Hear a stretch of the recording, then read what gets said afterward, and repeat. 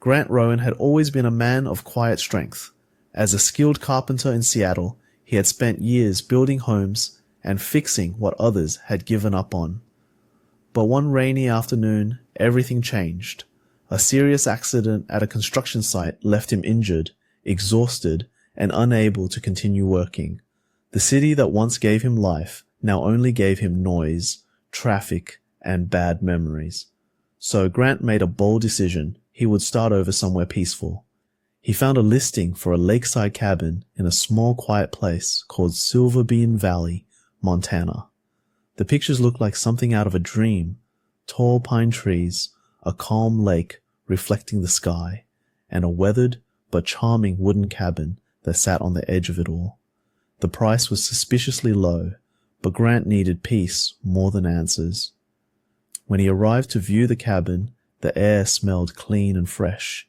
The birds sang, the water rippled gently, and for the first time in months, he felt his chest loosen. The owner, an older man with tired eyes, handed him the keys after a quick handshake.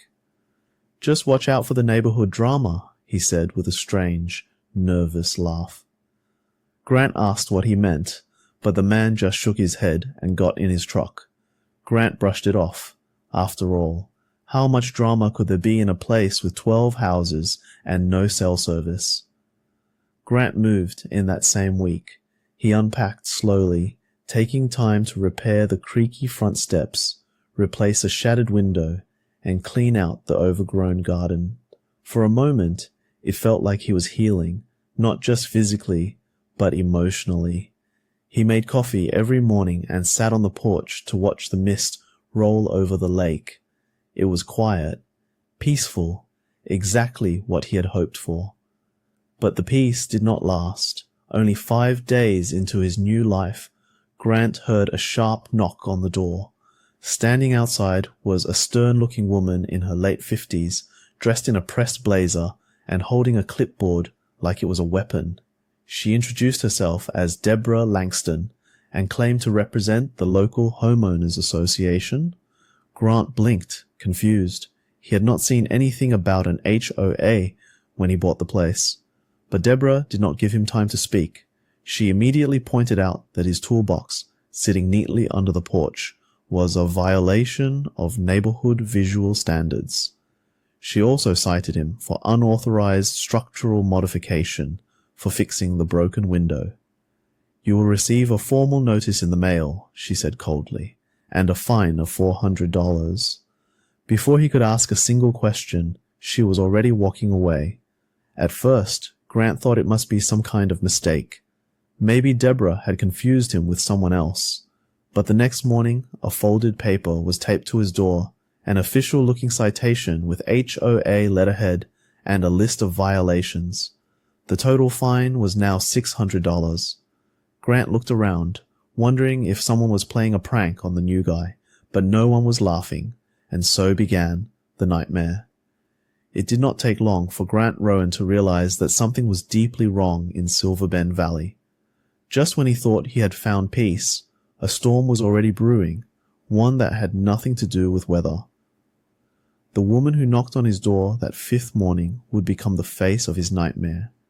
Her name was Deborah Langston, and from the moment she introduced herself, her presence filled the air like cold smoke. Dressed like a corporate manager, with stiff posture and narrowed eyes, Deborah carried a clipboard under her arm as if it gave her power. She said she was the president of the local Homeowners Association.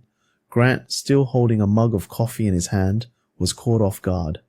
"I didn't know this place had an HOA," he said politely, but Deborah ignored the comment and launched straight into accusations. "Your tools are exposed," she snapped, pointing at the neatly arranged set of wrenches, hammers, and saws on his porch. "That is a violation of visual standards. This community has rules." Grant tried to explain. The tools were part of who he was, a carpenter, a builder. He was using them to fix the broken window on the side of the cabin, a window that had shattered before he even moved in. But Deborah was not listening. "That window repair?" she added with a tight smile. Unauthorized structural modification. That carries a $400 fine. With that, she handed him a folded sheet of paper, turned around, and walked away without another word. Grant stood there for a while, completely stunned. The air felt colder. The calm he had experienced just yesterday was now replaced by confusion and a rising sense of alarm. He had never signed up for an HOA. There was nothing in his purchase documents, and yet this woman had just fined him as if she had full authority over his life and property, for fixing a window, for leaving his tools on his own porch. Later that evening, he read the citation. It was filled with official-looking language and bold red stamps. It accused him of disturbing the aesthetic quality of the neighborhood and demanded payment within 10 days. The paper was signed, Deborah Langston, HOA President. At first, Grant tried to give her the benefit of the doubt. Maybe this was a misunderstanding. Maybe this community had rules buried deep in some old document. So he decided to check. He called the real estate agent who sold him the cabin. The agent seemed surprised. HOA? No, I'm pretty sure there isn't one, she said. That's why people like it out there. No restrictions, no nonsense. The next morning, Deborah returned. This time, she came with a tape measure and a camera. She took photos of his porch, his firewood stack, even the tire tracks in the dirt driveway. Expect another notice, she said calmly. You have 10 violations so far. Grant tried to ask questions, but she simply ignored him. As the days went on, her presence became constant. Every time he stepped outside, she seemed to be nearby, watching. Every tool he used, every piece of wood he carried, felt like it was being monitored. More letters appeared, more fines. The total amount climbed fast, $400, then $600, then $1,000. Deborah cited him for everything from the position of his garbage bins to the unapproved tone of his cabin's exterior stain, even though he had not painted anything. What disturbed Grant most was not just the absurd rules, it was the way Deborah delivered them. She was calm, precise, and completely convinced of her authority. She spoke with the cold confidence of someone used to controlling others. It was clear that this was not about community standards. This was about power. Grant was still recovering from his injury, still adjusting to a new life, and this stress was the last thing he needed. He tried to stay calm. He tried to reason, but reasoning with Deborah Langston was like trying to stop a storm by talking to the wind. He had no idea yet how deep this would go. But one thing was clear.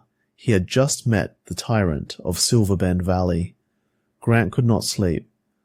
No matter how many calming walks he took near the lake, or how many times he reminded himself that he moved here for peace, his mind kept going back to those citations stuck to his door. His cabin no longer felt like a home. It felt like a trap, a place where every movement was watched and punished. Deborah Langston had turned his peaceful escape into a daily nightmare, and it made no sense. How could a place so small and remote be ruled by someone with so much control? Yet no one questioned her. That question kept him awake. So one evening, Grant made a decision. He opened his old laptop, powered it up, and began digging. He was not looking to argue with Deborah anymore. He wanted facts. If she was really the president of a homeowners association, there had to be legal records proving it. HOAs are not imaginary. They need registration, public bylaws, elected boards. Grant figured that if he could find the paperwork, he might finally understand where her power was coming from. He started by checking the original documents he received when buying the cabin.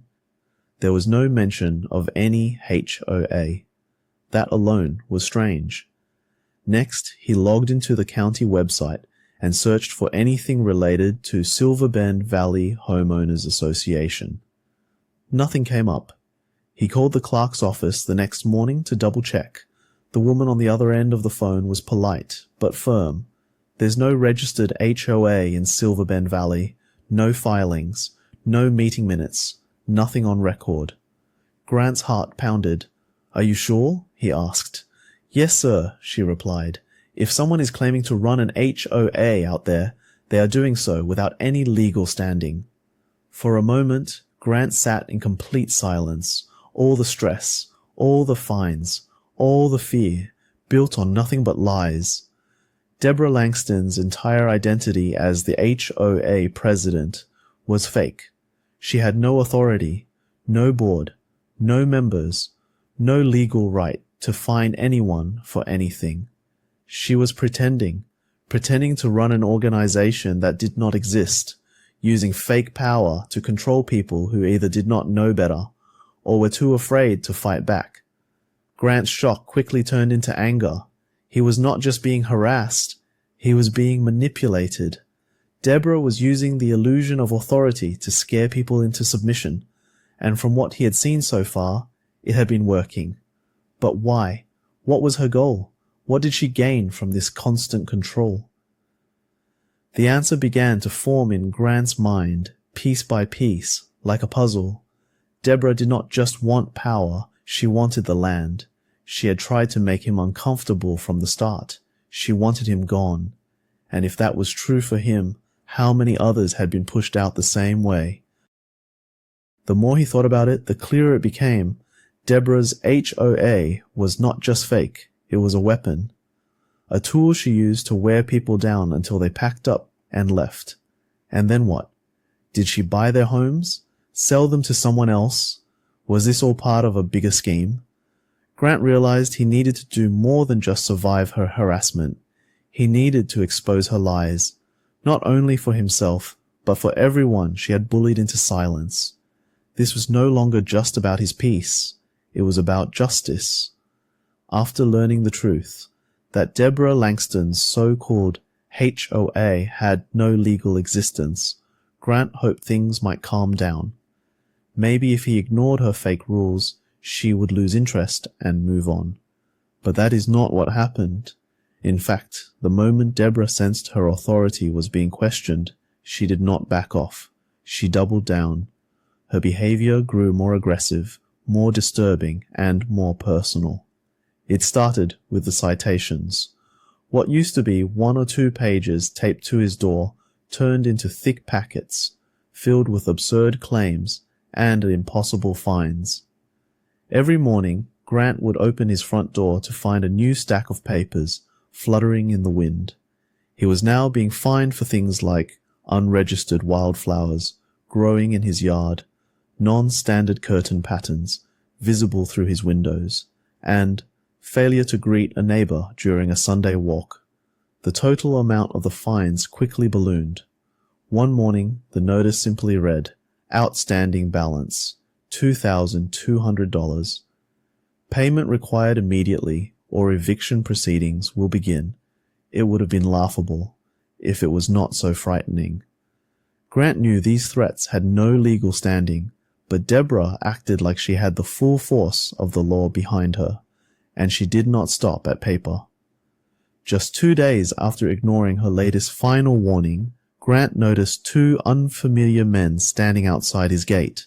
They were dressed in black polo shirts with the letters HOA Enforcement Unit stitched on the sleeves.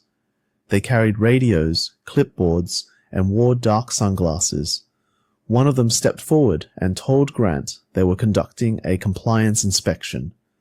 Grant demanded identification. They had none. He told them to leave. They refused. It took a heated argument and the threat of calling the sheriff before they finally backed off and walked away. But the message was clear. Deborah was now sending people to intimidate him in person. Then came the blackout. Late one night, as Grant sat reading inside, the lights suddenly flickered and went out. At first, he thought it was a power outage, but when he looked outside, the neighboring cabins still had lights on. Only his power was cut. He called the electric company. The customer service agent paused, then explained something shocking. His service had been disconnected due to a report of abandoned property filed by the HOA president.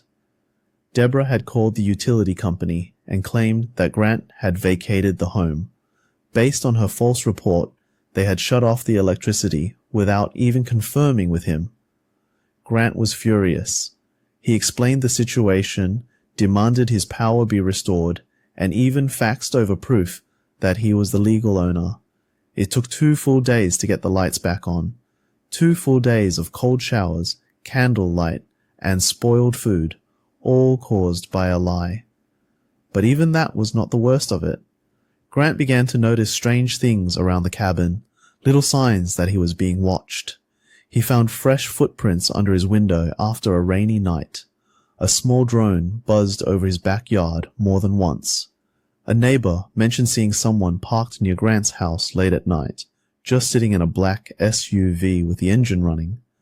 Deborah never admitted to any of it, but Grant knew she was behind it. She wanted him scared. She wanted him isolated. She wanted him to give up and leave, just like the others had. This was not just about rules anymore. It was a campaign, a personal war, and Grant was now her number one target. But what Deborah did not know, what she never saw coming, was that Grant Rowan was done being afraid. He was getting ready to fight back. After weeks of harassment, Grant started to wonder if he was truly alone in this fight. He had seen other cabins in the valley, many of them empty, some looking recently abandoned. It did not add up. Why would people leave such a beautiful, peaceful place? Then, one quiet morning, Grant finally got an answer. While walking down the dirt road near his property, he noticed an older woman tending to a flower bed in front of a small, well-kept cabin. She looked up, gave him a warm but cautious smile, and waved. Her name was Nancy Kessler, one of the longest-living residents in Silver Bend Valley. Grant politely introduced himself and casually mentioned the trouble he had been having with Deborah. At that, Nancy's smile faded. She looked around nervously, then invited him inside. Once the door closed, Nancy began to speak, quietly, almost like she was afraid someone might hear. She told Grant that he was not the first to be targeted. Deborah had been doing this for years. She created fake rules, handed out phony fines, and slowly broke people down. Families who had lived there for decades packed up and sold their homes for far less than they were worth, just to get away from her constant threats. "It always starts the same way," Nancy whispered. "A warning, a fine, then the pressure never stops." Nancy revealed that Deborah often asked the same question to those who stayed behind. "Have you thought about selling?" Always with a smile, always pretending to be helpful. But Grant now saw it clearly. Deborah was not protecting the neighborhood. She was emptying it piece by piece. That moment changed everything for Grant. He now understood the pattern. He was not her first victim, but he would be her last. After speaking with Nancy, everything started to make sense. Grant could now see the bigger picture. Deborah was not just acting like an HOA president. She was running a calculated scheme. Her fake citations, her threats, her silent intimidation. It was all part of a plan. She was not trying to protect property values. She was trying to lower them, drive people out, force them to sell quickly, and for cheap.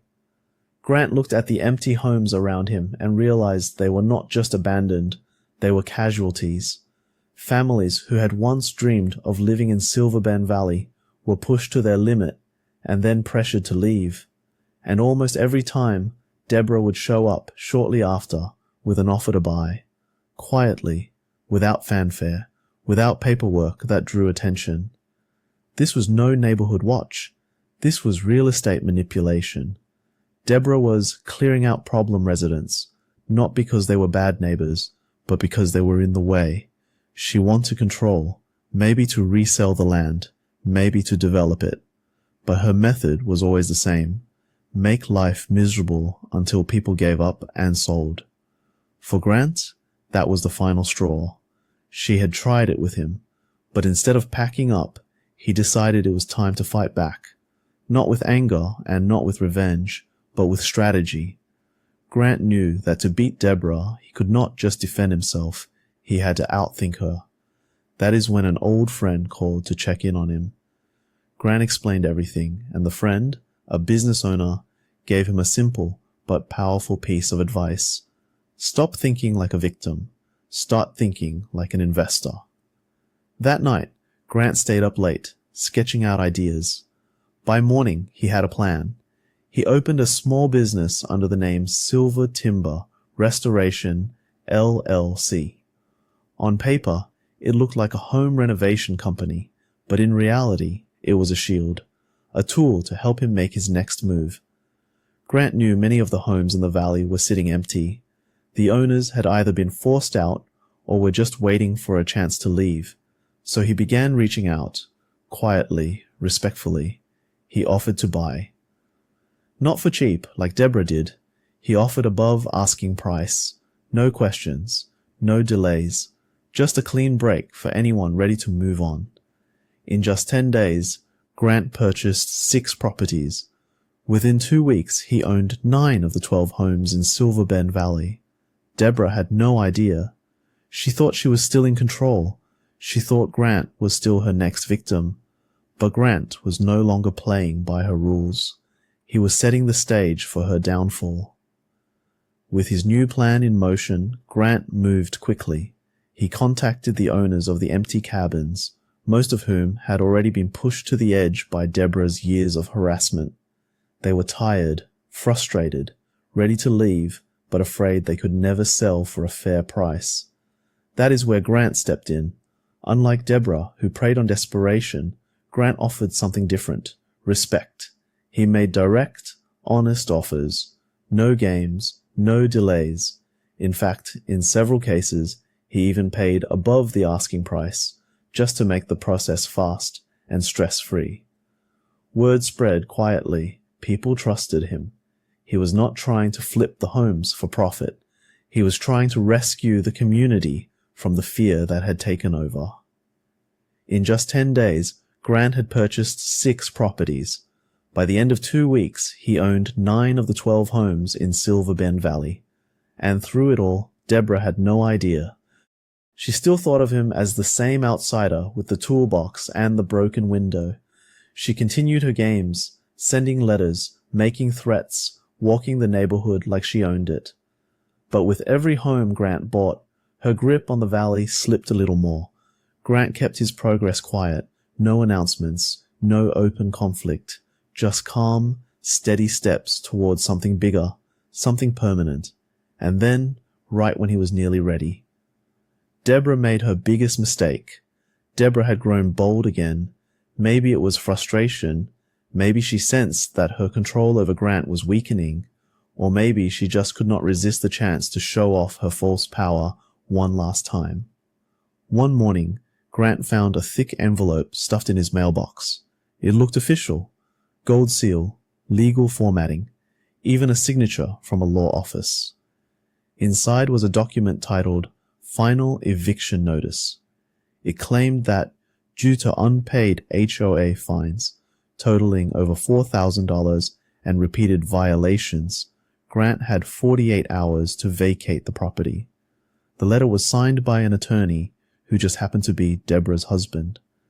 Grant could hardly believe it. This was not just intimidation anymore. This was full-on fraud. Deborah and her husband had manufactured a legal-looking eviction notice with absolutely no authority behind it. There was no real HOA. There were no real rules, and they had no right to evict anyone. But instead of tearing it up, Grant smiled. He saw an opportunity. For the next 48 hours, he played along. He packed boxes. He loaded them into his truck. He made phone calls within earshot of the street, pretending to arrange a storage unit. He even taped up his windows, making it look like he was truly leaving.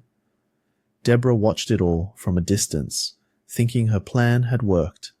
But Grant was not running. He was setting the trap. The sun was just rising when Deborah Langston pulled into Silver Bend Valley in full display. She was not alone. Riding beside her was her husband, the same man who had written the fake eviction notice, and behind them was a car carrying a local news crew, cameras already rolling. Riding shotgun with all of them was Deputy Sheriff Wilson, looking more annoyed than serious. Deborah had planned it all. This was supposed to be the moment she finally crushed Grant in front of the entire community. She imagined headlines. She imagined applause. What she did not imagine was what Grant had prepared for her. She marched up to the cabin's front steps, news camera pointed right at her. "Mr. Rowan," she said loudly, holding up a copy of the eviction letter, "you are in violation of HOA code and must vacate immediately. The sheriff is here to enforce this order." Grant stepped out of the cabin, calm and collected.